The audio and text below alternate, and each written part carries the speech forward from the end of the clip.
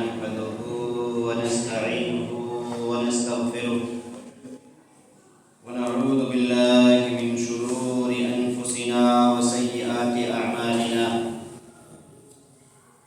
من يهده الله فلا مضل له ومن يضلل فلا هادي له وأشهد أن لا إله إلا الله وأشهد أن محمدا عبده ورسوله أرسله بالحق بشيرا ونذيرا أما بعد فإن خير الحديث كتاب الله وخير الهدي هدي محمد صلى الله عليه وسلم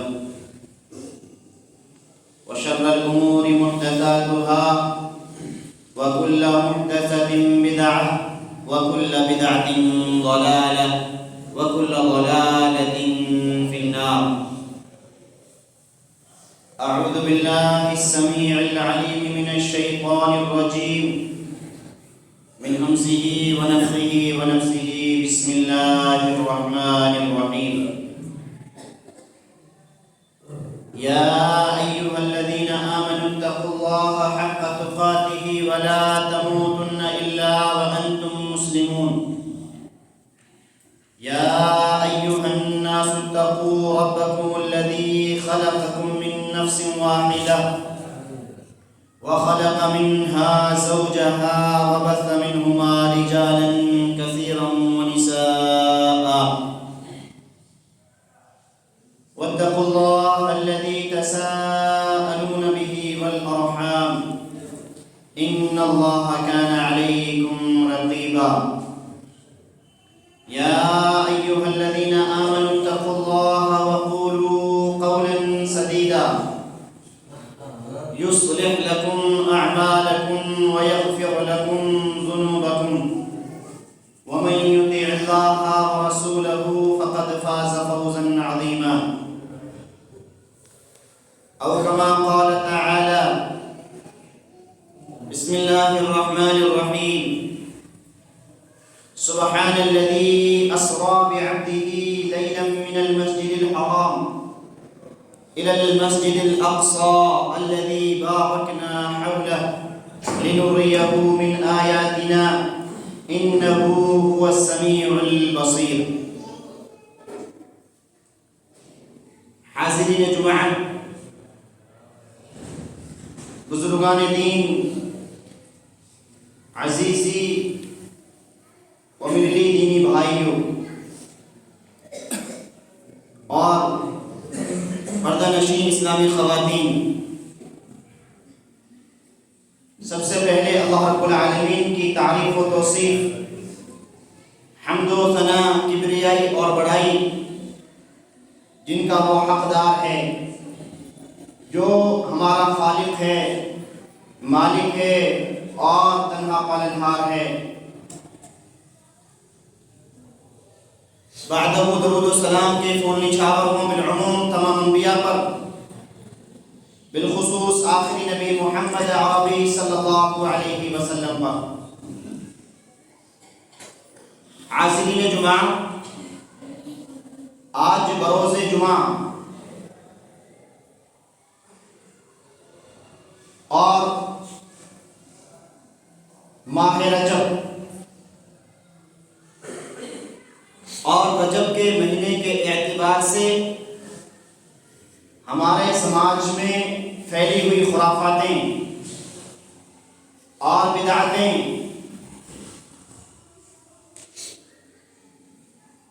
جن کے بارے میں مختصراً گزشتہ خطبہ جمعہ میں آپ کے سامنے چند باتیں رکھی گئی تھیں. مزید واقعہ اسراء و معراج، آج اس کے بارے میں چند باتیں آپ کے سامنے رکھنے کی کوشش کروں گا. اللہ رب العزت سے دعا کرتے ہیں کہ مولا کریم تو حق اور سچ بولنے کی توفیق عطا فرمائیے، بعدہ ہم سب کو اس پر عمل پیرا ہونے کی توفیق عطا فرمائیے. حاضرین جمعہ، واقعہ اسراء و معراج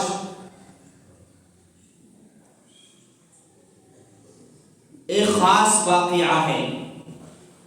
یوں کہہ لیجئے نبی کریم صلی اللہ علیہ وسلم کو جہاں کئی سارے معجزات اللہ رب العالمین نے عطا کیے، ان میں سے ایک خاص معجزہ یہ واقعہ ہے. اور واقعہ کچھ اس طریقے سے ہے، نبی کریم صلی اللہ علیہ وسلم کو مسجد حرام سے مسجد اقصی تک رات ہی رات میں سفر کرایا گیا، جس کی مسافت عمومی اعتبار سے تقریباً 40 راتیں ہوا کرتی ہے. اور اتنا ہی نہیں، وہاں سے بھی اللہ رب العالمین نے نبی کریم صلی اللہ علیہ وسلم کو ساتوں آسمان پر بلایا، آسمانوں کی سیر کرائی، اور اس کے بعد پھر واپسی رات ہی رات نبی کریم صلی اللہ علیہ وسلم مسجد حرام یعنی مکہ پہنچ گئے. قرآن کریم نے اس واقعے کے بارے میں ہمیں وضاحت فرمائی ہے. سورہ بنی اسرائیل اللہ رب العالمین پہلی آیت میں اس واقعے کا ذکر کرتا ہے. اللہ رب العالمین کہتا ہے سبحان الذی اسری بعبدہ لیلا من المسجد الحرام. آج امت کا جو مائنڈ اور دماغ بن چکا ہے، اور یوں کہہ لیجیے کہ شیطان نے جس قدر اس امت کو گھیرنے کی کوشش کی ہے، یہ امت اسی طریقے سے پورے کے پورے انداز میں شیطان کے بہکاوے میں، خرافات اور بدعات کو جنم دینے میں اور ان پر عمل کرنے میں کسی طریقے کی کمی نہیں چھوڑ رہی ہے. بلکہ حقیقی جو چیز ہے، حقیقی جو دین ہے، اس دین کو لوگ دوسروں تک پہنچانے میں بڑے خوف اور شرمندگی کے ساتھ بیٹھے ہوئے ہیں کہ اگر ہم نے ان کو ان بدعات سے منع کیا، خرافات سے منع کیا اور اس طریقے سے حقیقی دین ہم نے پہنچایا تو ہو سکتا ہے کہ سماج میں فساد جنم لے لے، ہو سکتا ہے کہ جینا دو بھر ہو جائے. لیکن اگر ایک شخص اہل ایمان ہے، اہل اسلام ہے، تو مسلمان ہونے کے بعد، مومن ہونے کے بعد اس کا پہلا فریضہ یہ بنتا ہے کہ اللہ رب العالمین نے جس قدر، جس طرح سے ہم کو تعلیم دی ہے، اسی طریقے سے دین پر عمل کر لیا جائے. یہ اللہ رب العالمین کی تابعداری اور فرمانبرداری ہے. نہ کہ دین میں اپنی انا کو لے کر کے، اپنے باپ اور دادا کو لے کر کے یا اپنے خاندان کو لے کر کے یہ کہہ کر کے نکال دیا جائے ہمارے والد صاحب اتنی پہنچی ہوئی شخصیت تھے، اس کا مطلب وہ جہنمی. یہ تمام چیزیں یہ کہہ لیجئے کہ انسان شیطانی راستوں پر چل رہا ہے. اللہ رب العالمین نے یہ واقعہ جو خاص معجزہ کہلایا کرایا، اور اس میں ہمیں کیا سبق ملتا ہے، کیا نصیحتیں ملتی ہیں، ہمیں اس چیز پر غور کرنا چاہیے. آیت کریمہ پر غور کریے. سبحان الذی اسری، آیت کریمہ کا آغاز اللہ رب العالمین نے لفظ سبحان سے کیا. سبحان کے معنی ہوتے ہیں پاک ذات، بے عیب. لیکن اس لفظ کا عربی زبان میں زیادہ تر استعمال ایسی جگہ پر ہوتا ہے جو چیز تعجب خیز ہو. آپ کہیے خوبصورت ہیں، کتنے خوبصورت ہیں، دونوں میں فرق ہو جائے گا. کسی چیز کی بڑائی بیان کی جائے اور اسی کو بہت زیادہ سننے والا سنے تو محال سمجھے، اتنا زیادہ کیسے ہو سکتا ہے. تو اس واقعے کی ابھی تفصیل اور آغاز ہو رہا ہے. اللہ رب العالمین لفظ سبحان سے کر رہا ہے. وہ پاک ذات کتنی پاک ہو سکتی ہے، کتنی صاف ہو سکتی ہے، کتنی بے عیب ہو سکتی ہے وہ ذات جس نے اتنے بڑے معجزے کو نبی کریم صلی اللہ علیہ وسلم کو دیا. کیا معلوم ہوتا ہے؟ معلوم یہ ہوتا ہے کہ اس واقعے میں کئی ساری چیزیں ایسی ہم کو ملیں گی جو ہماری عقل سے دوبر ہوں، ہماری عقل سے پرے ہوں، ہماری سوچ و وچار ان تک نہ پہنچ سکتے ہوں. لیکن اگر قرآن کریم نے بیان کیا ہے، ہمارا ماننا یہ ہمارا پہلا فریضہ ہے. کیا کہا؟ الذی اسری بعبدہ، جو لے گئی اپنے بندے کو، پاک ہے وہ ذات جو لے گئی اپنے بندے کو، اسرا کا معنی ہوتا ہے رات میں لے جانا، اور آگے لفظ لیل لا کر کے عربی جاننے والے جانتے ہیں لیلن یہ نکرہ کا معنی لفظ ہے، اور نکرہ رات کو یہاں نکرہ لا کر کے واضح کیا رات کے مختصر حصے میں، اور رات بھی پوری رات نہیں تھی۔ دیکھیے ایک تو پاک ہے، کتنی پاک ہو سکتی ہے اس کی وضاحت کیا فرمائی، اور رات میں، اور رات کے کچھ حصے میں، کچھ حصے کا مطلب یہاں سے وہاں مسجد حرام سے بیت المقدس تک لے جانا، اور پھر وہاں سے آسمانوں پہ لے جانا، پھر کچھ چیزوں کا عطا کر دینا اور واپس بھیج دینا، جو 40 دن جانے کا سفر، 40 دن آنے کا سفر، اور اس کے بعد آپ آسمانوں کی طرف جائیے تو سالوں لگ رہے ہیں آپ کو، لیکن اللہ رب العالمین اتنی قدرتوں والا ہے کہ وہ ایک رات میں نہیں بلکہ رات کے کچھ حصے میں نبی کریم صلی اللہ علیہ وسلم کو اتنا پورا سفر اللہ رب العالمین نے کروا دیا۔ اب کچھ لوگوں کا کہنا یہ ہوتا ہے یہ سفر حالت خواب میں کرایا گیا ہے، آگے اسی چیز کی شہادت لفظ بھی عبد لا کر کے اللہ رب العالمین نے دی۔ عبد کے معنی بندے کے ہوتے ہیں جو جسم اور روح دونوں پر مشتمل ہوتا ہے، دونوں پر استعمال کیا جاتا ہے، کہ جسم کے ذات، جسم کے ذریعے سے اور روح کے ذریعے سے دونوں چیزیں اس وقت موجود تھیں، اور نبی کریم صلی اللہ علیہ وسلم کو لے جایا گیا۔ اچھا دوسری چیز، اگر ہم اس کو ایسے ہی مان لیں تو لفظ سبحان کا کوئی معنی اور مفہوم نہیں بچتا۔ ایک تو لفظ عبد اپنے بندے کو لے کر کے گئی، اور دوسری چیز لفظ سبحان لانا، اور تیسری چیز جب یہ واقعہ ہوا نبی کریم صلی اللہ علیہ وسلم نے صبح کے وقت لوگوں کو بتلایا تو مشرکین مکہ نے نبی کریم صلی اللہ علیہ وسلم کا انکار کیا، جھٹلایا۔ اگر بات خواب کی ہوتی تو کیوں جھٹلانے کی بات آتی؟ خواب تو خواب ہے، انسان پوری رات پتہ نہیں کیا کیا کر رہا ہوتا ہے۔ تو معلوم ہوتا ہے نبی کریم صلی اللہ علیہ وسلم کو جسم کی حالت میں، بدن کی حالت میں، اور اسی طریقے سے روح کے ساتھ لے جایا گیا، کہاں سے؟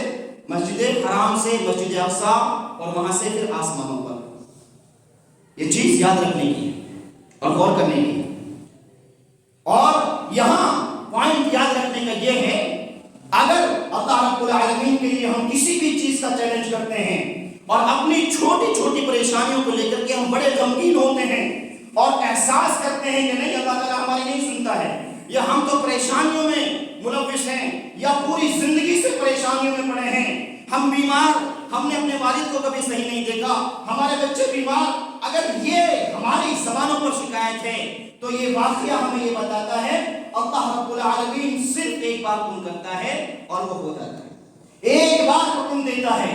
ہمیں اللہ رب العالمین سے ہر معاملے میں، ہر طریقے سے حسن ظن رکھنے کی ضرورت ہے، بہترین گمان رکھنے کی ضرورت ہے۔ اگر حسن ظن رکھیں گے تو اس کا مثبت رزلٹ آئے گا۔ یاد رکھنے کی بات یہ ہے اللہ رب العالمین کے لیے کوئی بھی چیز مشکل نہیں ہے، کوئی بھی چیز ایسی نہیں کہ اللہ رب العالمین کر نہیں سکتا۔ مسئلہ یہ ہے کہ ہم اللہ رب العالمین سے کس طرح کہہ رہے ہیں، ہم کس طرح مانگ رہے ہیں، ہمارا مانگنے کا طریقہ کار کیا ہے، ان تمام چیزوں پر ہمیں غور کرنا چاہیے۔ الذی اسری بعبدہ لیلا من المسجد الحرام الی المسجد الاقصی، مسجد حرام سے مسجد اقصی تک لے گئی، اور الذی بارکنا حولہ لنریہ من آیاتنا، لے جانے کا ایک مقصد بتلایا کہ ہم اپنی نشانیاں دکھا سکیں۔ الذی بارکنا حولہ، وہ مسجد اقصی جس کے ارد گرد کا پورا حصہ اللہ رب العالمین نے برکتوں والا بنا دیا، حولہ لنریہ من آیاتنا، اس لیے لے کے گیا اللہ رب العالمین کہ اپنی خاص نشانیاں نبی کریم صلی اللہ علیہ وسلم کو دکھائی جا سکیں۔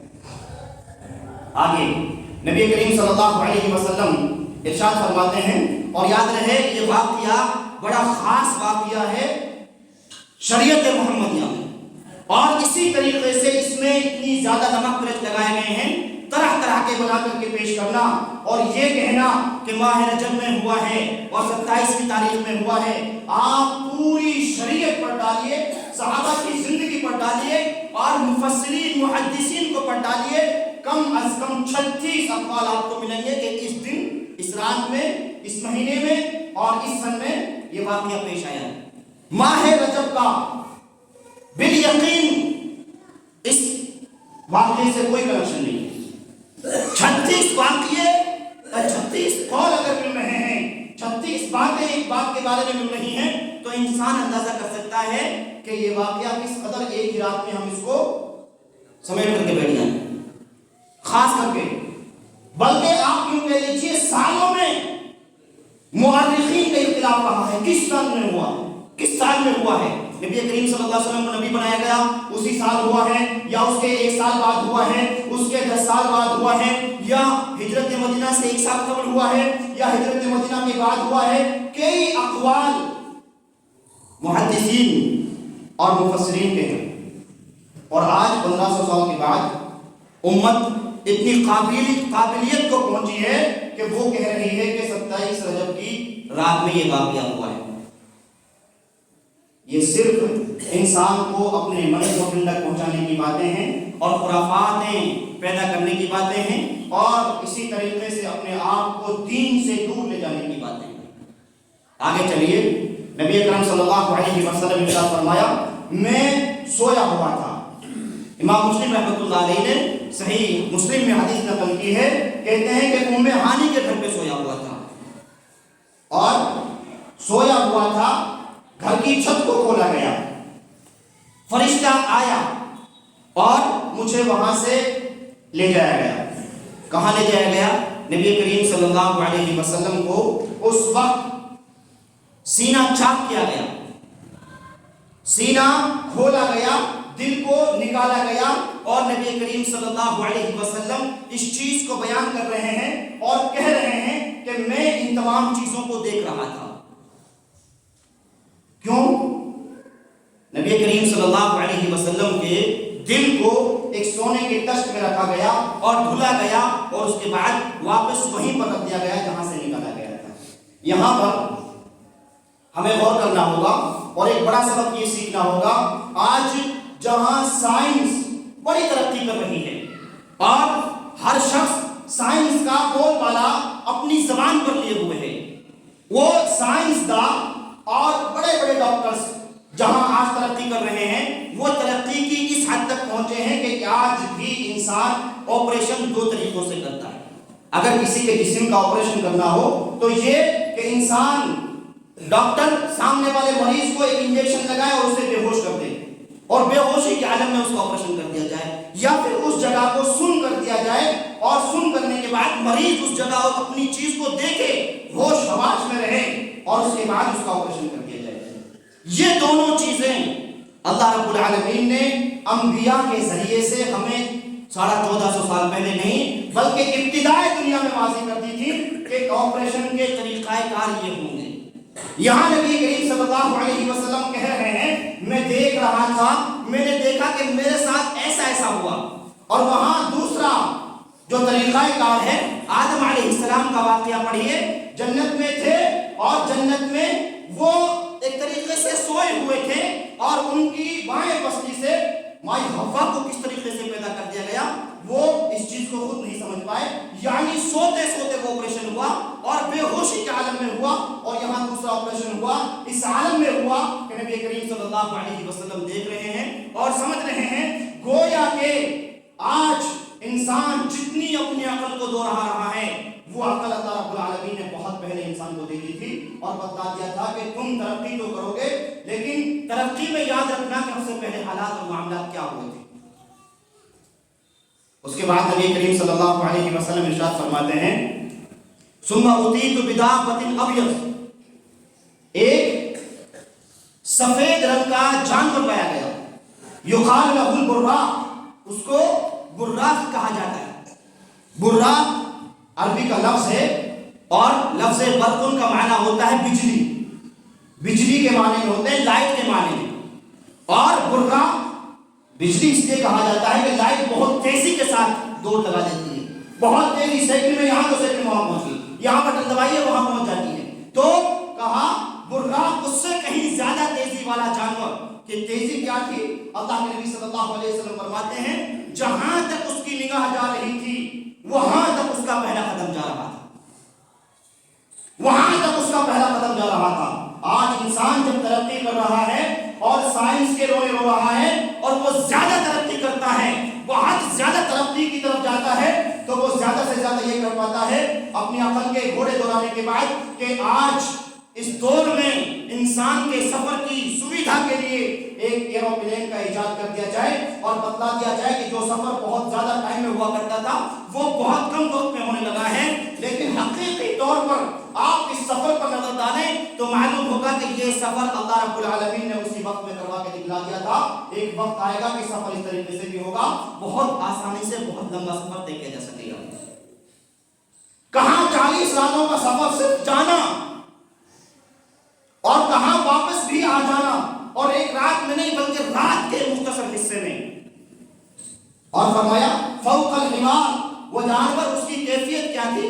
وہ گدھے سے تھوڑا بڑا تھا اور دون البغل، کھچر سے چھوٹا تھا، یعنی جانور کی کیفیت بھی بتلا دی۔ اس کے بعد نبی کریم صلی اللہ علیہ وسلم کہتے ہیں فَرَكِبْتُهُ حَتَّى أَتَيْتُ بَيْتَ الْمَقْدِسِ، میں اس پر سوار ہوا اور سوار ہونے کے بعد حَتَّى أَتَيْتُ بَيْتِ الْمَقْدِسِ، یہاں تک کہ میں بیت مقدس مسجد اقصی پہنچ گیا۔ پہنچنے کے بعد قال فربطته، نبی کریم صلی اللہ علیہ وسلم کہتے ہیں میں نے اپنی سواری کو وہاں باندھا، نکیل تھی اس پر، لگام تھی اس کی، اس کو نبی کریم صلی اللہ علیہ وسلم نے بیت مسجد میں باندھا۔ کہاں باندھا؟ الذی یربط الانبیاء، جہاں انبیاء اپنی سواریوں کو باندھا کرتے تھے۔ معلوم ہوتا ہے کہ یہاں یہ جو جگہ ہے مسجد اقصی جو جہاں پر ہے فلسطین کا جو علاقہ ہے یہ انبیاء کا مسکن رہ چکا ہے، انبیاء کا مسکن رہ چکا ہے۔ نبی کریم صلی اللہ علیہ وسلم نے اپنی سواری کو وہاں باندھا جہاں انبیاء باندھا کرتے تھے۔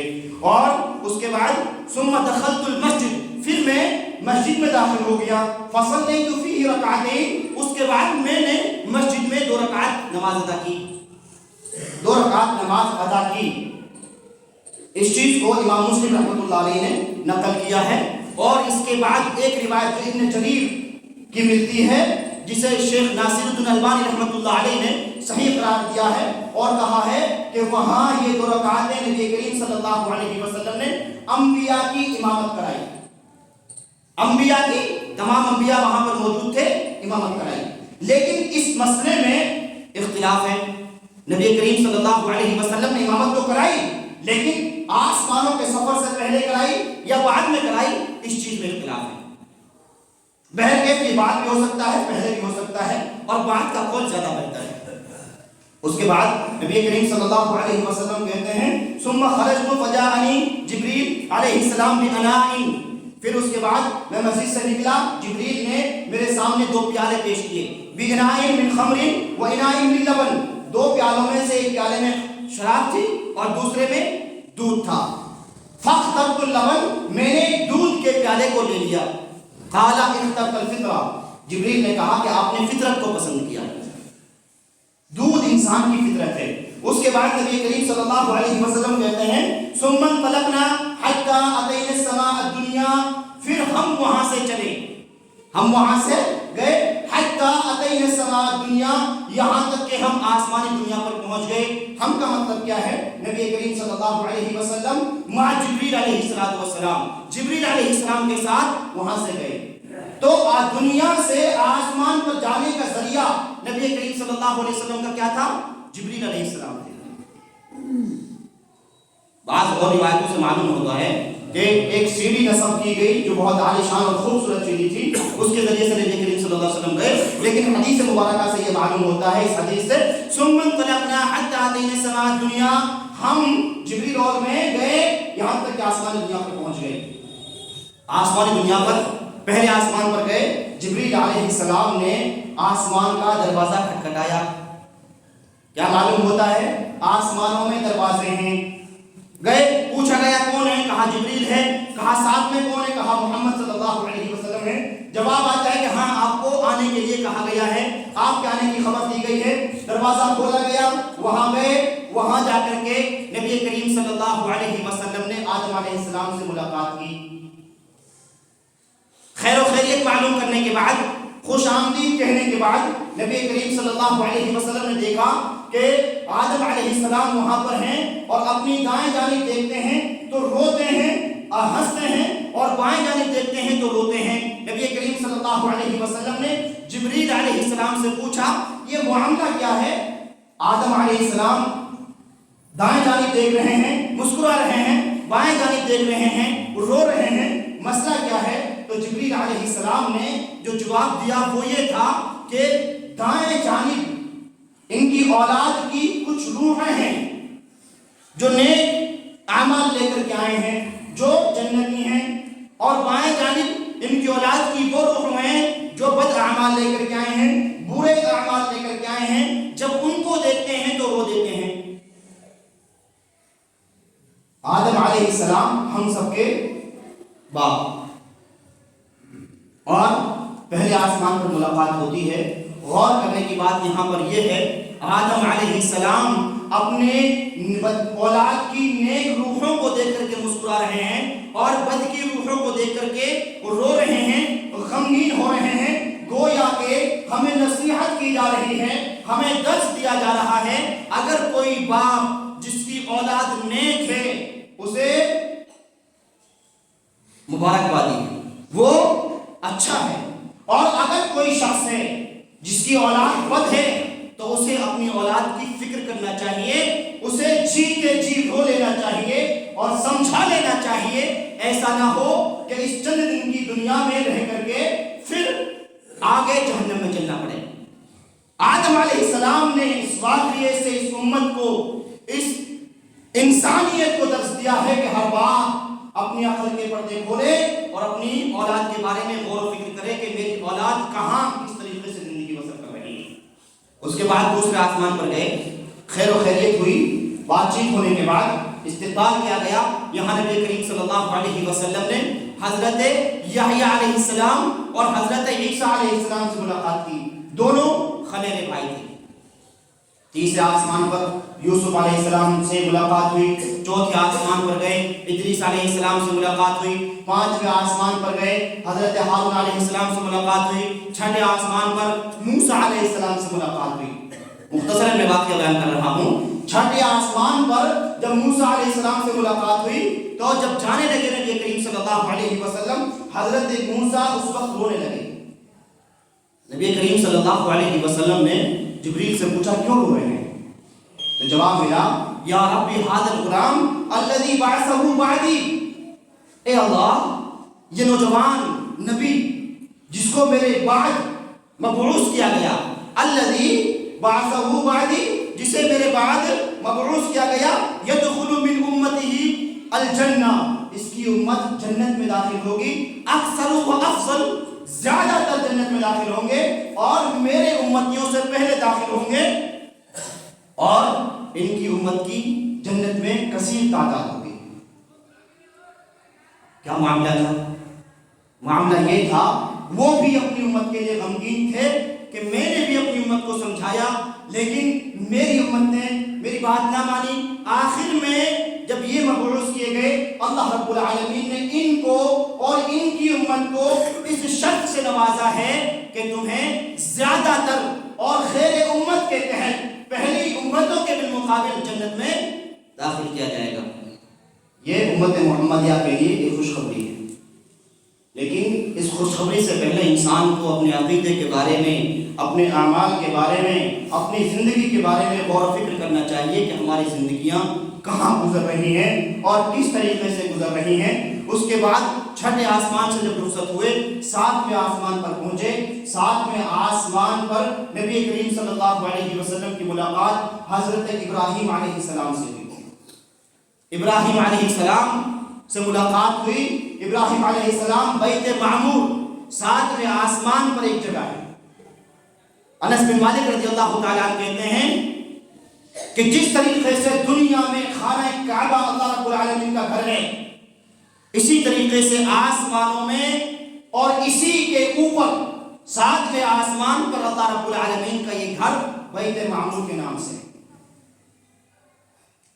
اور اس کے بارے میں فرمایا اس میں ایک دن میں 70,000 فرشتے داخل ہوتے ہیں۔ ھذا البیت المعمور یصلی فیہ کل یوم 70 مرہ، 70,000 ملک، 70,000 فرشتے ایک دن میں اس گھر میں داخل ہوتے ہیں اور نماز ادا کرتے ہیں۔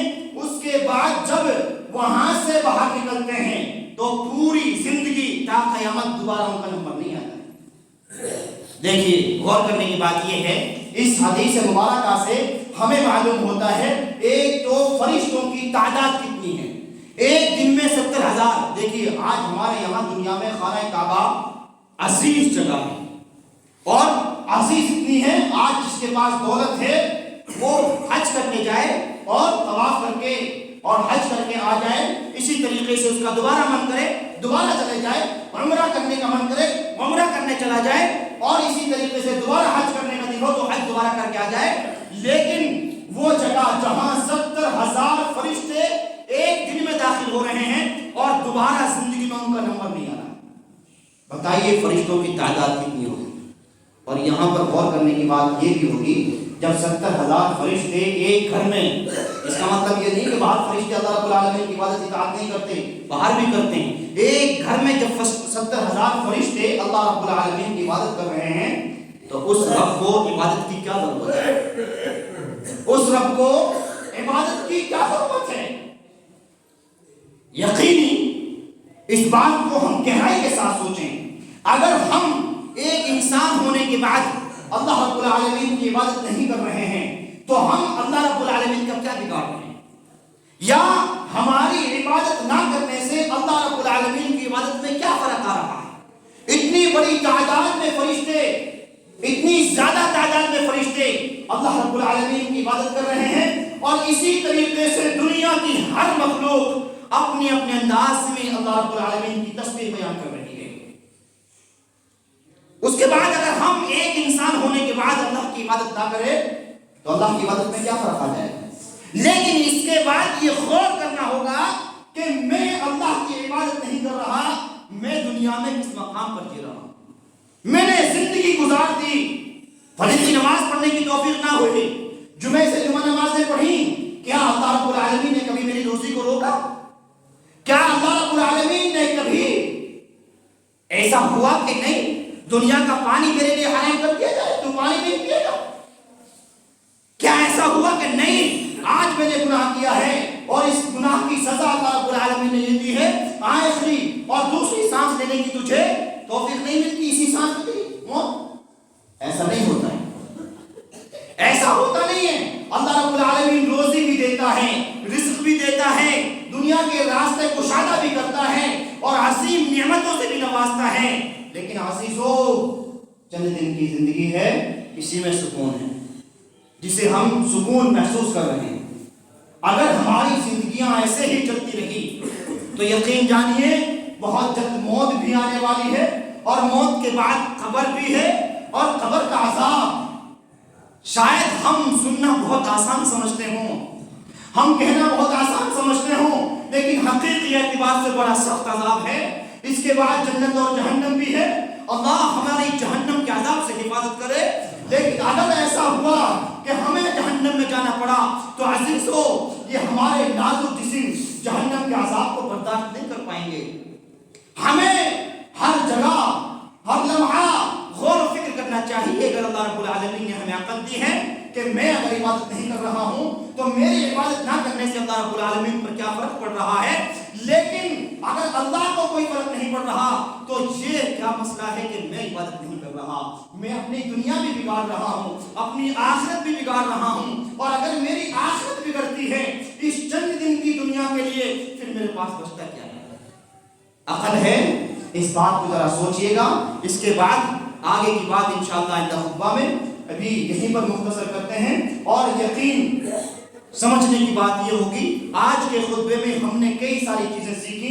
لفظ سبحان سے معلوم ہوا اللہ رب العالمین قدرتوں والا ہے، عظمتوں والا ہے، وہ دینے اور نوازنے والا ہے، جب جو کرنا چاہے کر سکتا ہے، ہمیں اس کی عظمت پر یقین رکھنا چاہیے۔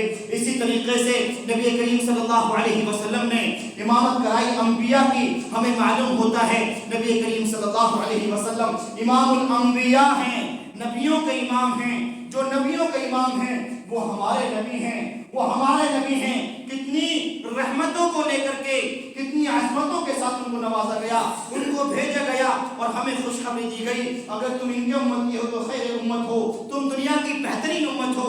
ہم بہترین امت ہونے کے بعد کیا حقوق اللہ تعالیٰ کے ادا کر رہے ہیں؟ ہم ان تمام چیزوں کو بغور اور اپنے عقل اور دماغ کو حاضر رکھ کر کے سوچیں اور اس کے بعد سوچیں کہ ہم دنیا میں کیا پا رہے ہیں، کیا ہو رہے ہیں. کئی ساری چیزیں سیکھیں. اللہ رب العالمین سے دعا کریں گے کہ مولا کریم تو ہمیں غور و فکر کرنے کا، احساس کرنے کا جذبہ عطا فرما دے. اللہ جو ہمارے ضمیر سو رہے ہیں مولا کریم تو ان کو زندہ کر دے. اللہ جو ہمارے دل دین سے پھرے ہوئے ہیں، تیری اطاعت سے پھرے ہوئے ہیں، مولا کریم تو ہمیں اپنی اطاعت کرنے کی توفیق نصیب فرما دے. اللہ تو سچا نمازی بنا دے. مولا کریم جو امت محمد یا خرافات میں، بدعات میں ملوث ہے اور اللہ جہنم کے گڑھے تک جا رہی ہے، مولا کریم تو ہم مسلمانوں کو جہنم کے عذاب سے بچا لے. اللہ سنتوں پر عمل کرنے کی توفیق نصیب فرما دے. اللہ جب تک اس دنیا میں زندگی دے، دین کی حالت میں، ایمان کی حالت میں، اسلام کی حالت میں زندگی نصیب فرما. اللہ جب کبھی موت دے تو کلمہ طیبہ ہماری زبان پر عطا فرمائیو. اللہ مرنے کے بعد جنت الفردوس میں جگہ نصیب فرمائیو. آمین. واخر دعوانا ان الحمد للہ رب العالمین. والسلام علیکم ورحمۃ اللہ وبرکاتہ.